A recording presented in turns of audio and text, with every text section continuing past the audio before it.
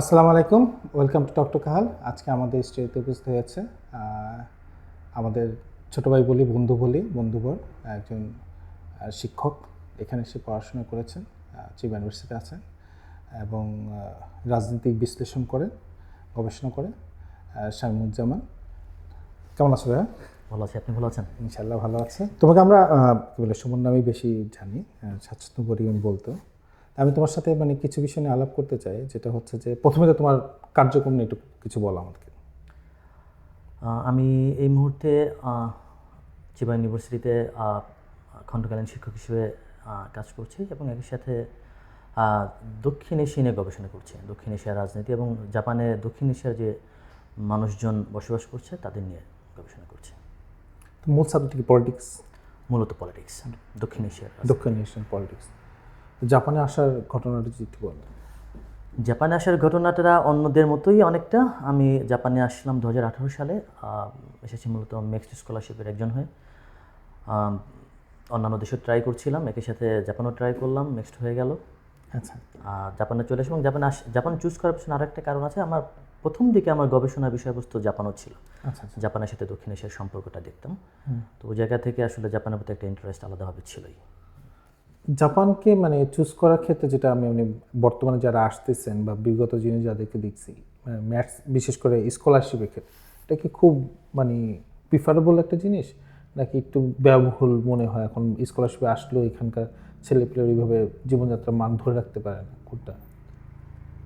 আমার কাছে মনে হয় যদি অল ওভার দ্য ওয়ার্ল্ড আমি একটু এডুকেশনের ব্যাকগ্রাউন্ড থেকে চিন্তা করি, মিক্সড স্কলারশিপ অবশ্যই একটা প্রেস্টিজিয়াস স্কলারশিপ, যেমন অস্ট্রেলিয়ান অ্যাওয়ার্ড এবং অন্যান্য যে স্কলারশিপগুলো বিশ্বের বিভিন্ন দেশে প্রেস্টিজিয়াস হিসেবে কাউন্ট হয়, মিক্সড তাদের মতোই একটা।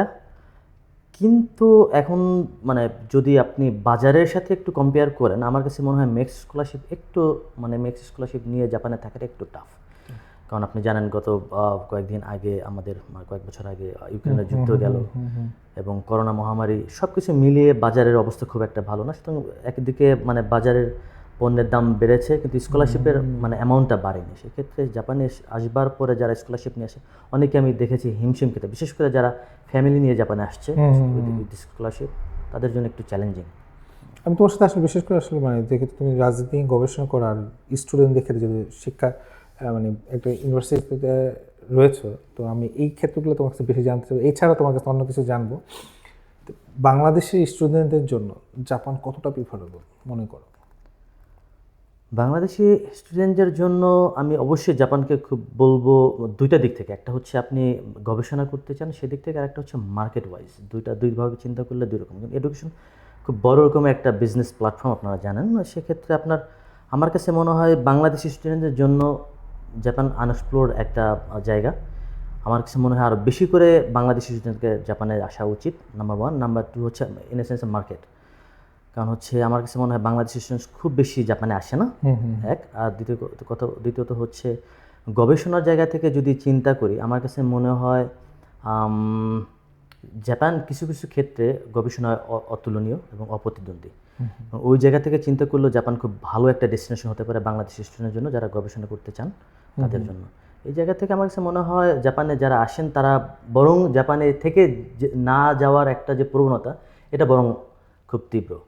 এমন হয় যে ধরুন অস্ট্রেলিয়ায় গেছে বা অন্য কোনো দেশে একটা গেল পড়ালেখা করতে অথবা গবেষণা করতে, ওইখান থেকে দেখা যায় তাদেরকে সুইচ করতে বা মুভ আউট করতে। কিন্তু জাপান থেকে মুভ আউট করার প্রবণতা মনে হয় একটু কম, সেটা যে কোনো কারণেই হোক সেটা কম। তার মানে আমি যেটা বোঝাতে চাচ্ছি সেটা হচ্ছে এরা এখানে এসে ফিট হয়ে যাচ্ছে এবং এখানকার এনভায়রনমেন্ট, কালচার এবং এভরিথিং মিলে তারা মনে হয় বেশ খানিকটা হ্যাপিই থাকে এবং এখান থেকে হয়তো মুভ আউট করতে চায় না।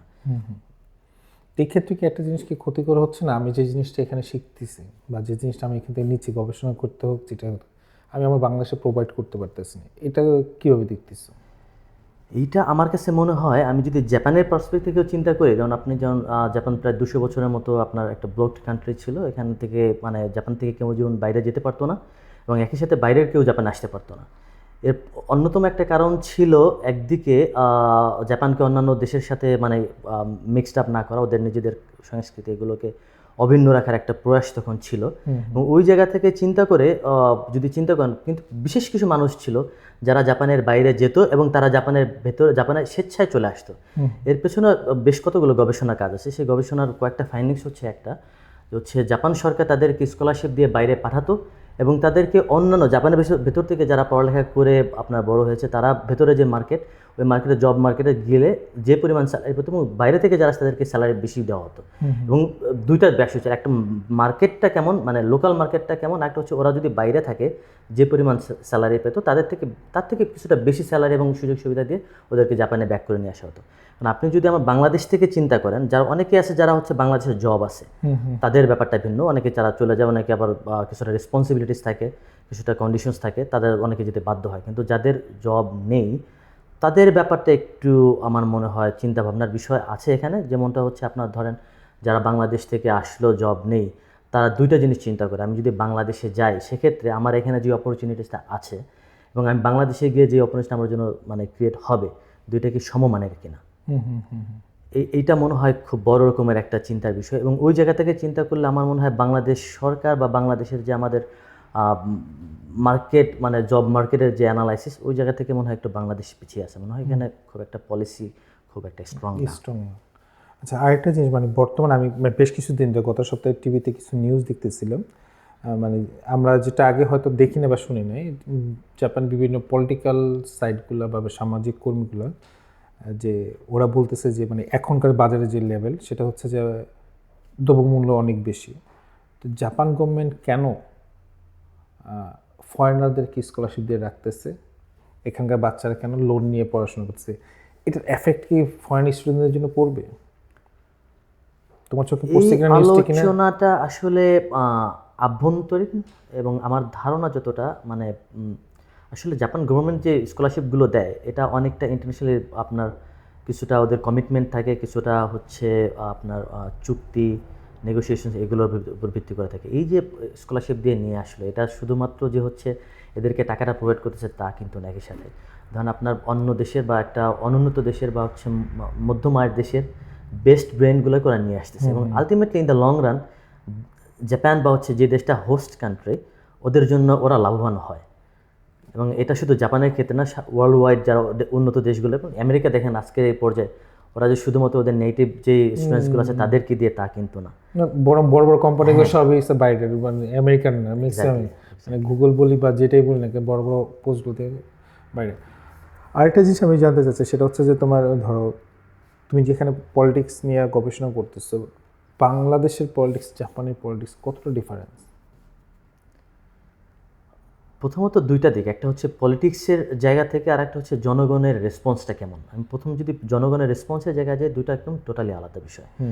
বাংলাদেশের আপামর মানুষ, আমার মনে হয় এটা আমাদের একটা রাজনৈতিক একটা ব্যাকগ্রাউন্ড আছে, সেটা হচ্ছে আমরা রাজনৈতিক ব্যাকগ্রাউন্ড থেকে স্বাধীনতা সংগ্রাম করে আমাদের এখানে আরও মানে ভাষা আন্দোলন এবং অন্যান্য রাজনৈতিক যে স্তর বা স্তর পার করে আমাদের 1971 সালে আমাদের স্বাধীনতা অর্জন, এখন আমাদের সাথে মানে রক্তের সাথে আপামর জনসাধারণ মানুষের রাজনীতিতে কোনো না কোনোভাবে আপনার মিশে আছে আমার ধারণা। আর এক্ষেত্রে জাপানেও এরা রাজনৈতিক, সেক্ষেত্রে আমি বলবো কিছুটা অ্যাক্টিভ এবং ইনঅ্যাক্টিভ। আপনার জাপানের মানুষরা রাজনৈতিক অসচেতন আমি সেটা মোটেও বলতে চাই না, এরা রাজনৈতিক সচেতন কিন্তু অ্যাক্টিভলি না। সেটা ওদের আলোচনাটা কিছুটা আপনার ইনঅ্যাক্টিভ এবং সেটা কিছুটা এমনভাবে ওরা আলোচনাটা করে যে আলোচনাটা একদম পলিসি লেভেলে গিয়ে হতে পৌঁছে, যেটা আমাদের টি স্টল কেন্দ্রিক যে রাজনৈতিক আলোচনা, সেটা আমরা রাজনৈতিক আলোচনা করি, কিন্তু সেই আলোচনাটা আসলে কতটা পলিসি লেভেলে যারা আসলে রাজনৈতিক চিন্তাটা করে, যারা রাজনীতির পলিসি প্রণয়ন করে, তাদের কাছে কতটা পৌঁছায় ওই টি স্টলের আলোচনাটা, এটা আমার খুব একটা জানা নাই। তবে আমার কাছে মনে হয় জাপানের যারা রাজনৈতিকভাবে সচেতন তাদের আলোচনাটা একদম হয়তো পলিসি লেভেলে চলে যায়। এখানে তুমি তো দেখছো বা আমরা দেখতেছি যেটা, যে রাজনৈতিক নেতারা বাইরে কোনো হই হাল্লা নাই বা ওরকম কোনো কাউকে বদার করবে এরকম কিছু না, যেটা আমাদের দেশে হয়। কিছু হলে রাস্তা বন্ধ, কিছু হলে অফিস বন্ধ, এই যে কোনো কিছু বন্ধ। জাপানে এটা নাই, টোটালি নাই। এই ক্ষেত্রটা তুমি কীভাবে দেখো? এটা আমার কাছে মনে হয় টোটালি রাজনৈতিক প্র্যাকটিস। আসলে শুধু রাজনৈতিক প্র্যাকটিসগুলো, একটা দেশের রাজনৈতিক প্র্যাকটিসটা আসলে শুধু যে রাজনীতির কারণেই গড়ে ওঠে তা না, এর পেছনে অনেকটা ওই দেশের আর্থসামাজিক এবং সাংস্কৃতিক প্রভাবটা থাকে। আপনি যদি একটু কিছুটা কোনো যে একটা এক্সাম্পল আপনি তুলে নিয়ে এসেছেন রাস্তা বন্ধ করার যে ব্যাপারটা, এখানে আমার কাছে মনে হয় এখানে সাইকোলজির খুব বড় রকম একটা ইনফ্লুয়েন্স আসে। ইন এ সেন্স, আপনি রাস্তা দিয়ে পার হবেন, আপনি দেখবেন একটা গাড়ি আপনার জন্য ওয়েট করছে যে আপনি আগে পার হবেন, তারপর গাড়িটা যাবে। এটা একটা মানে আপনি অন্যকে প্রায়োরিটি দিচ্ছেন, আপনি অন্যকে বদার করছেন না।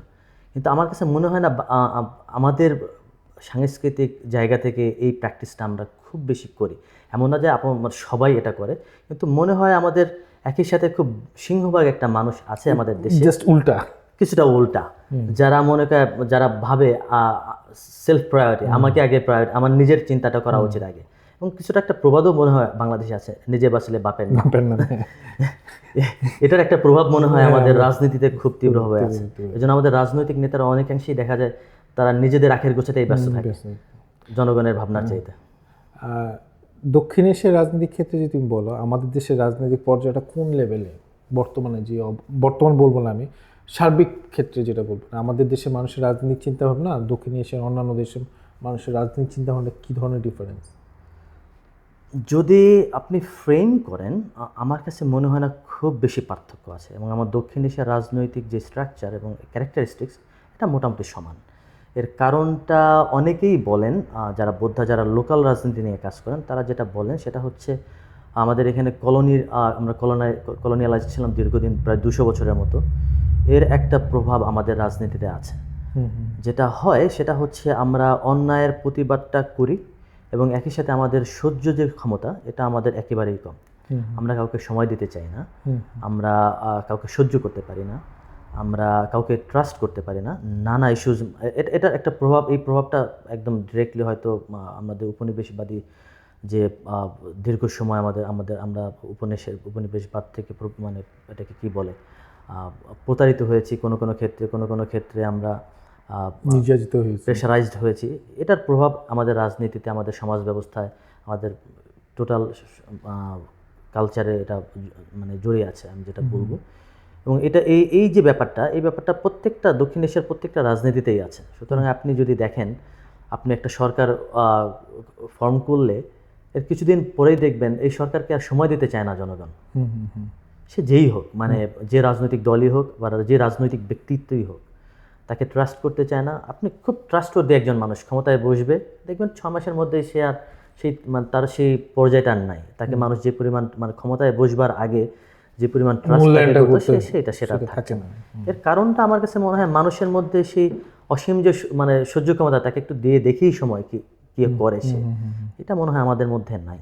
এই প্র্যাকটিসটা আসলে 2-1 দিনের না, কয়েকটা জেনারেশনের। আমার মনে হয় যদি আজকে থেকে আমরা মানে টোটাল বাংলাদেশ বা দক্ষিণ এশিয়ার অন্যান্য দেশগুলো চিন্তা করে, রাজনৈতিক এবং পলিসি মেকাররা যদি চিন্তা করেন আমাদের এই প্র্যাকটিসটা চেঞ্জ করা দরকার, এটা অন্ততপক্ষে 3টা জেনারেশনের আমাদেরকে অপেক্ষা করতে হবে। একটা জিনিস আমি যদি এটা মানে জাপানের যে পলিটিক্যাল যে ব্যবস্থা, পলিটিক্যাল সিস্টেম, যেটা স্টুডেন্ট প্লেস 80-র দশকের প্রথম দিকেও জাপানের কী বলে স্টুডেন্ট পলিটিক্স ছিল। এবং আমি যতটুকু শুনেছি বা আমি আমার ইউনিভার্সিটি লেভেলের টিচারদের কাছে যেটা শুনি, যে শিনজুকুতে বা শিবুয়াতে বাংলাদেশের মতোই গোলভেদে আড্ডা মারামারি করা, এগুলো সবই ছিল, মানে ছাত্র রাজনীতি যেটা হয় আর কি। বাট ছাত্র রাজনীতি বন্ধ হওয়ার পর থেকে জাপানের ডেভেলপমেন্টটা খুব বাড়ে। এডুকেশন সিস্টেম নিয়ে কাজ করতেছে, পলিটিক্যাল সিস্টেম। তুমি এই ক্ষেত্রে কি মনে, বাংলাদেশে কি সেটা করা উচিত বা স্টুডেন্ট পলিটিক্স থাকা উচিত? আমার কাছে মনে হয় রাজনৈতিক প্র্যাকটিস একটা তো হচ্ছে ইউনিভার্সাল একটা বা সার্বজনীন একটা কালচার, সংস্কৃতি, রাজনীতি থাকে, যেটা আসলে সবসময় ফলো করা যায় না। যেটা বলে কাজের গরু, কাজের গোয়াল গরুতেই থাকে, মানে আমি ভুল বললাম কিছুটা হয়তো, অনেকটা এমনই। কিন্তু একটা দেশের রাজনীতির সংস্কৃতি কীভাবে গড়ে উঠবে, এটা অনেক কিছু নিয়ামক, অনেকগুলো ফ্যাক্টরসের পেছনে কাজ করে। ছাত্র রাজনীতি থাকবে কি থাকবে না, আসলে এই সিদ্ধান্তটা ওই দেশের অভ্যন্তরীণ হওয়া উচিত। অন্য একটা দেশের ছাত্র রাজনীতি আছে বলে আমাদের দেশে থাকবে না বা থাকবেই, এটা যেমন না, অন্য একটা দেশের ছাত্র রাজনীতি নেই বলে আমাদের দেশে ছাত্র রাজনীতি থাকবে না, এটাও তেমনটা হওয়া উচিত না।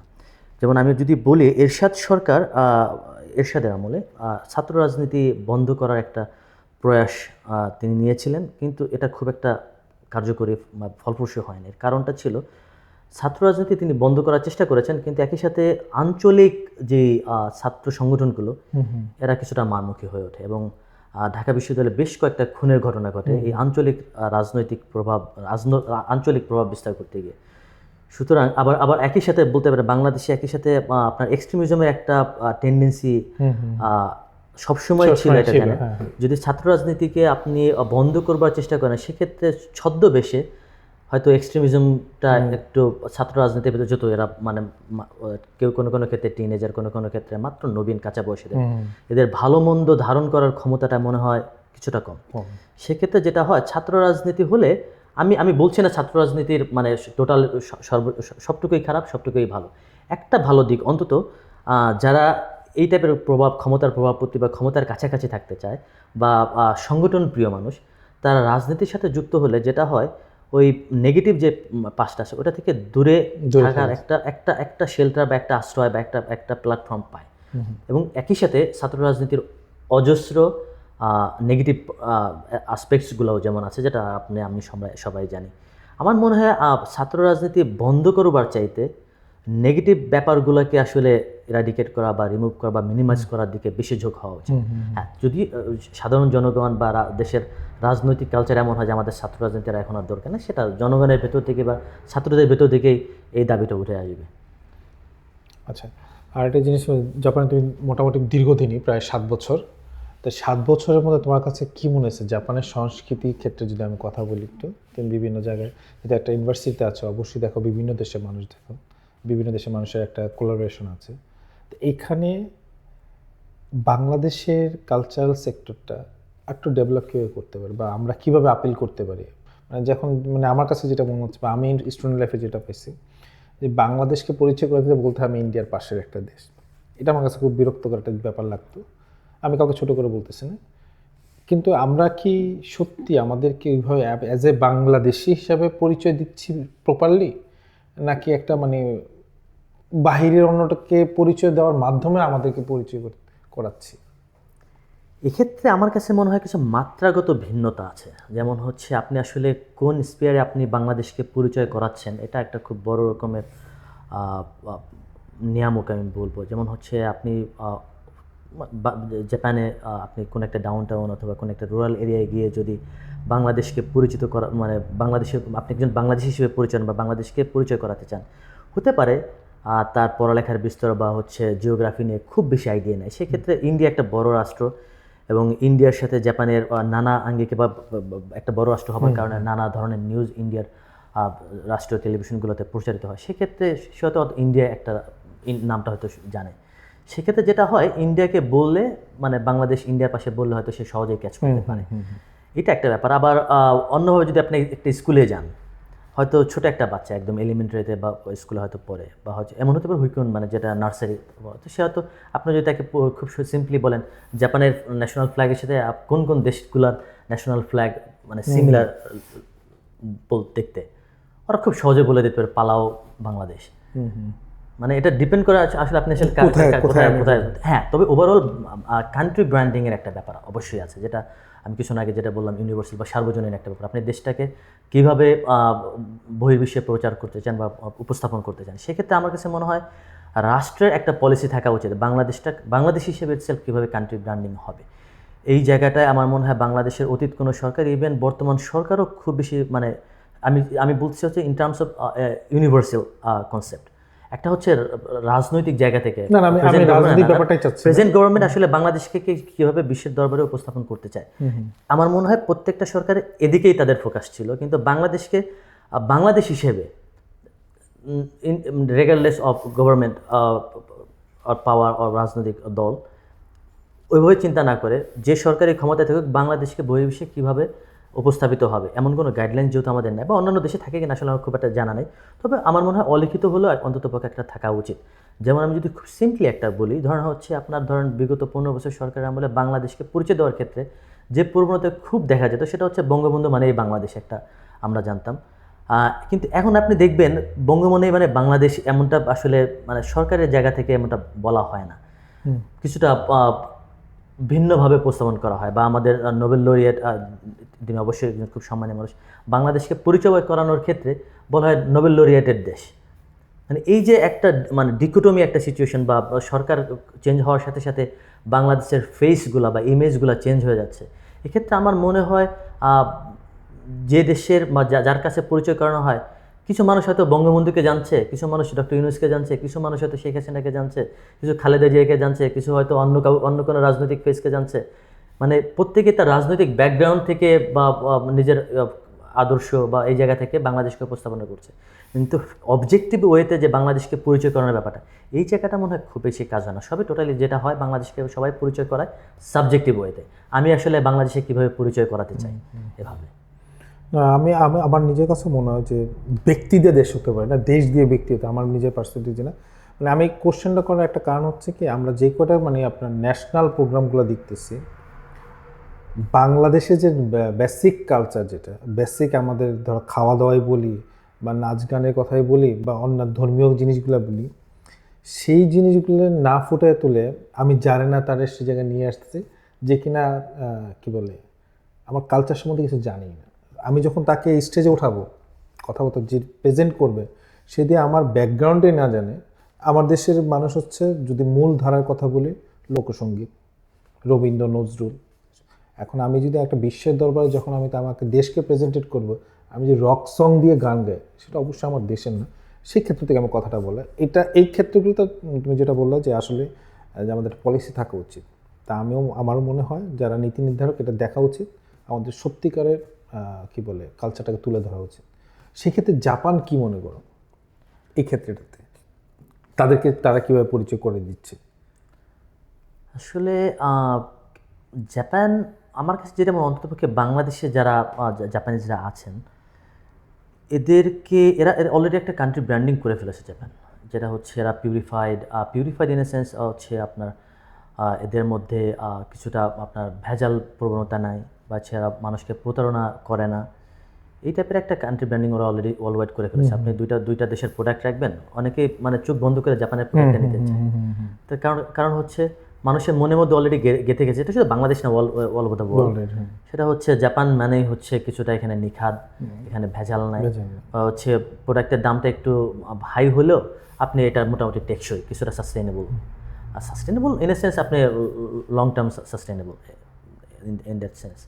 সো আমার কাছে মনে হয় এই টাইপের কান্ট্রি ওরা এদিকে মানে অবজেক্টিভ ওয়েতে মানে এগিয়েছে, কিন্তু আমাদের ক্ষেত্রে ব্যাপারটা হয়ে গেছে সাবজেক্টিভ।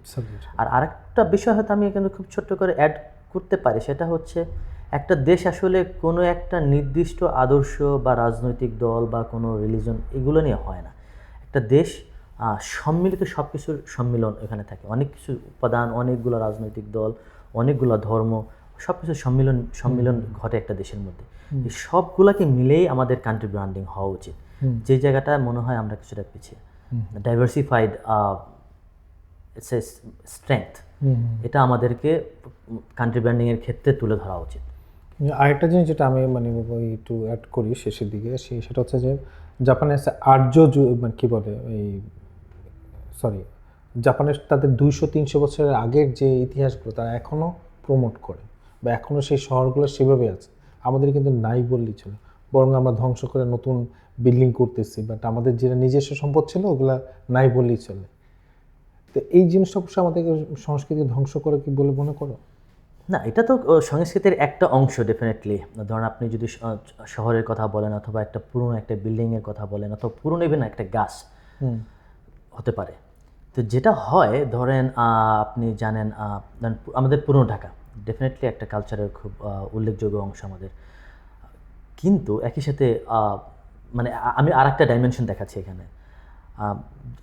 ঐতিহাসিকভাবে বা সাংস্কৃতিকভাবে এটাকে আমাদেরকে প্রিজার্ভ করা উচিত, কিন্তু যদি আপনি চিন্তা করেন ন্যাচারাল ক্যালামাইটি বা ডিজাস্টার, এই দিক থেকে চিন্তা করেন, আপনার কিন্তু মনে হতেই পারে যে আসলে এই শহরটাকে নতুন করে গোছানো উচিত। এখন গোছাবেন কীভাবে? এতগুলো মানুষ এখানে বসবাস করে, তাদেরকে আপনার অনেকটা ইভাকুয়েটের মতো ওদেরকে সরাতে হবে কোনো একটা নিরাপদ জায়গায়, এরপরে এই বিল্ডিংগুলোকে রিনোভেট করতে হবে। এখন রিনোভেট করতে হলে এটা কতটা ভঙ্গুর, এটা আসলে ইঞ্জিনিয়াররা ভালো বলতে পারেন। আমি জাস্ট একটা মানে সাধারণ মানুষ হিসেবে আমার কনসার্নের জায়গা থেকে যদি আমি চিন্তা করি যে যদি একটা আর্থকোয়েক হয় যেটা সেই সহনীয় মাত্রাটা যদি ভেদ করে যায়, হয়তো এই বিল্ডিংগুলো কলাপস করবে, সেক্ষেত্রে এতগুলো মানুষ যারা লিখবে তাদের মানে লাইফ রিস্ক তো আছে। তো আমি কি সংস্কৃতিকে প্রিজার্ভ করবো নাকি আমি লাইফটাকে প্রিজার্ভ করবো?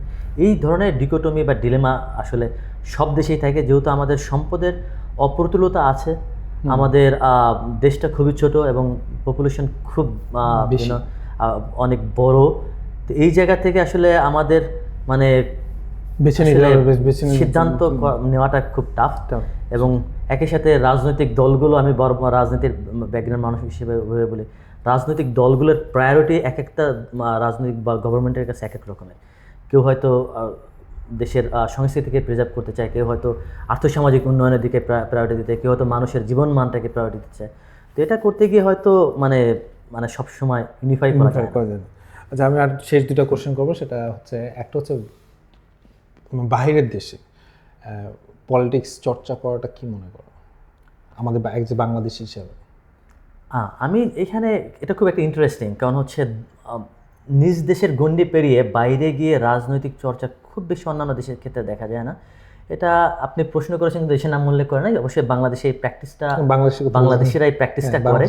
এটাকে আমি খুব বেশি খারাপ চোখে দেখি না, আবার একই সাথে অনেক কিছু কিছু ক্ষেত্রে ভালোও না। ভালো না এই অর্থে, যেমন হচ্ছে যদি আমি খুব স্পেসিফিক করে বলি, যেমন পহেলা বৈশাখের যে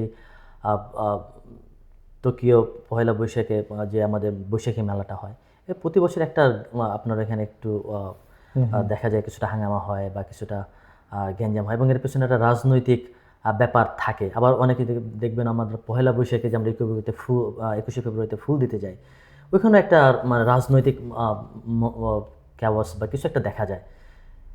যদি এই দিক থেকে চিন্তা করেন, ডেফিনেটলি এটা খারাপ। কিন্তু আবার যদি অন্যভাবে চিন্তা করেন যে আসলে দেশের মানুষগুলো তারা একসাথে জড়ো হচ্ছে, দেশকে নিয়ে আলোচনা করছে, দেশের রাজনৈতিক যে আপনার কালচার আছে সেটাকে কীভাবে ভালো করা যায়, এইভাবে যদি চিন্তা করে, সেটা আবার পজিটিভ।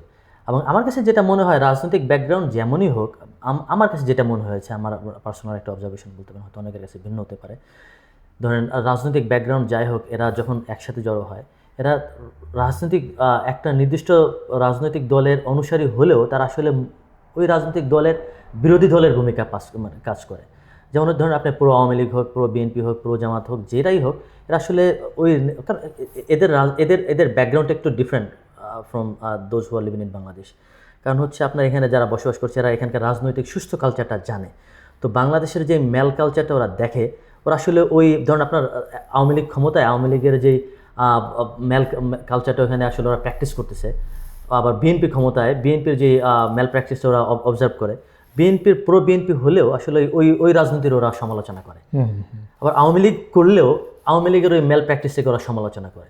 তো এই দিকের থেকে চিন্তা করলে আমার কাছে মনে হয় এর একটা প্রভাব ইনডিরেক্টলি হয়তো তার পরিবারের মাধ্যমে হোক, অথবা তার একজন ভালো বন্ধুর মাধ্যমে হোক, তার অনুসারীর মধ্য দিয়ে হোক, ওরা এই ব্যাপারটা বাংলাদেশে যারা আছে তারা এটা অবজার্ভ করে। এবং আমার ধারণা এটার একটা ইনডিরেক্টলি বাংলাদেশের যে রাজনৈতিক ব্যবস্থা ডিরেক্টলি হয়তো এখন না হোক, হয়তো 10 বছর পর অথবা 20 বছর পর অথবা 30 বছর পরে গ্র্যাজুয়ালি হয়তো ইমপ্রুভ করবে।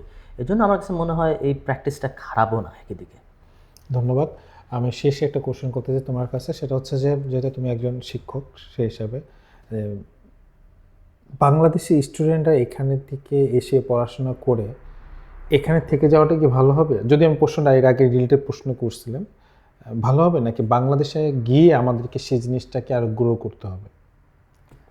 বা আরেকটা হচ্ছে যে, জাপানে হচ্ছে যে গবেষণা ভিত্তিক অনেক কিছু আছে, বাংলাদেশে খুব রেয়ার কিছু রয়েছে, সেক্ষেত্রে সরকার কী ধরনের পলিসি গ্রহণ করতে পারে বলে মনে করো? প্রশ্নের দুইটা অংশের প্রথম অংশের দুইটা দিক। একটা হচ্ছে ধরেন XYZ জাপান বা অন্য কোনো একটা উন্নত দেশে গবেষণা করতে গেলো, পড়ালেখা করতে গেলো, হায়ার স্টাডির জন্য গেলো, তার কি আসলে বাংলাদেশে ফিরে যাওয়া উচিত? বাংলাদেশ ইটস লাইক যে দেশ থেকে আসছে সে দেশে ফিরে যাওয়া উচিত কিনা?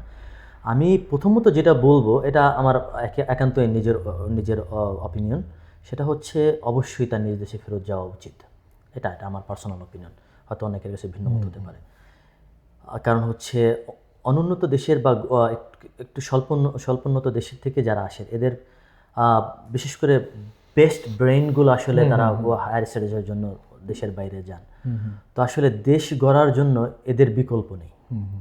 সো আমার মনে হয় যদি দেশের দিক থেকে চিন্তা করেন তাদেরকে অবশ্যই দেশে ফেরত যাওয়া উচিত, কিন্তু দেশেরও ক্ষেত্রে দেশ বা সোসাইটি বা এদেরও কিছু করণীয় আছে, এই জায়গাটাও ভাববার বিষয়। তো আসলে এরা দেশে যাবে, যেটা আপনি কিছু না হয়তো আমিও একটু বলেছিলাম, আমি রিপিট করতে চাই না। তো আসলে এই মানুষগুলো এখানে জব করলে যেই তার ফ্যাসিলিটিসগুলো ছিল, যে অপরচুনিটিগুলো তারা হতে পারতো গবেষণার জন্য, শুধু মানে একটা হচ্ছে তার ব্যক্তিগত যে লাভের যে জায়গাটা, এটার বাইরেও গবেষণা করার জন্য তার যে পরিমাণ ফান্ডিং দরকার ছিল, সেই ফান্ডিংকে আসলে সে দেশে যাবার পরে তাকে সেটাকে পাবে কিনা। ওয়ার্ক এনভায়রনমেন্ট একটা ফ্যাক্টর। আমি এখানে বসে যে যে ওয়ার্ক এনভায়রনমেন্টটা পাই, সেটা আসলে মানে আমি আমার নিজ দেশে ফেরত দিয়ে আমি পাবো কিনা, বা ওইখানকার অসুস্থ কালচার আমাকে আমার পথ রোধ করবে, এই নানা ব্যাপারগুলো থাকে। যদি সরকার সদিচ্ছা প্রকাশ করে এবং এদের জন্য একটা সেফ ওয়ার্ক এনভায়রনমেন্ট দেয়, এবং লাইফস্টাইল যেটা আমি বলতে চাই, তাদের জীবনমানের যে নিরাপত্তা বা হচ্ছে নিশ্চয়তা, এটা যদি সরকার নিশ্চিত করতে পারে, আমার মনে হয় কেউই নিজ দেশের বাইরে থাকতে চায় না দীর্ঘদিন। হয়তো কিছু সময় থাকতে চায়, হয়তো হায়ার স্টাডি শেষ করাই মানে সে আসলে পারফেক্ট হয়ে যাওয়া তা না।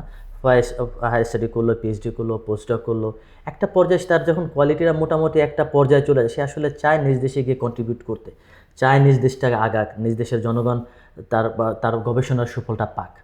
এটা অবশ্যই আমার মনে হয় প্রত্যেকটা মানুষই চায় ওই জায়গা থেকে। আর কে চায় নিজের পরিবার বন্ধু পরিজন থেকে শত সহস্র মাইল দূরে গিয়ে থাকতে। ওকে, সর্বোপরি কিছু আমাদের দর্শকদের জন্য যদি তোমার কোনো মেসেজ থাকে বলতে পারি, স্টুডেন্ট হিসেবে হোক, পলিটিশিয়ান বিষয়ে হোক। আমি যেটা বলতে চাই, অবশ্যই আমাদেরকে রাজনীতি সচেতন হতে হবে, আমাদেরকে আমাদের আশেপাশের যারা মানুষ আছে তাদেরকে নিয়ে ভাবতে হবে, নিজেকে নিয়ে অবশ্যই ভাবতে হবে, কিন্তু একই সাথে আমাদের আশেপাশে যারা আছে তাদেরকে নিয়ে ভাবতে হবে। আমরা শুধু আমাদেরকে নিয়ে ভাবলে যেটা হবে, আলটিমেটলি আমরা নিজেরাই এমন একটা গর্তে পড়ে যাব, যে গর্ত থেকে আসলে কেউ আমাদেরকে টেনে টেনে তোলা থাকবে না। এই জন্য যেটা করতে হবে, নিজেকে নিয়ে ভাববো, একই সাথে আমাদের আশেপাশে যারা আছে তাদেরকে নিয়ে ভাববো। এভাবে একটি সুস্থ সমাজ, সুস্থ দেশ গড়ে উঠবে। ধন্যবাদ সুমন। আমাদের দর্শককে জানাচ্ছি অনেক অনেক ধন্যবাদ আমাদের সাথে থাকার জন্য। আমি একই কথা আবার রিপিট করতেছি না। আসলে রাজনীতি মানুষের জীবনে, বিশেষ করে আমাদের বাংলাদেশিদের কাছে একটি মানে অন্তঃপ্রত্যভাবে জড়িত, কারণ আমরা 200 বছর শোষিত ছিলাম, তার জন্য হয়তো খুব সহজেই আমরা রাগান্বিত হয়ে যাই বা আমাদের ধৈর্যটা কম। তা আমরা চেষ্টা করব সুমনের কথার সাথে একসাথে বলবো যে শুধু নিজেকে না, চারপাশকে নিয়ে আমরা ভাবি, চারপাশ মানুষকে নিয়ে ভাবি, তত একটা সুন্দর সমাজ গড়ে উঠবে।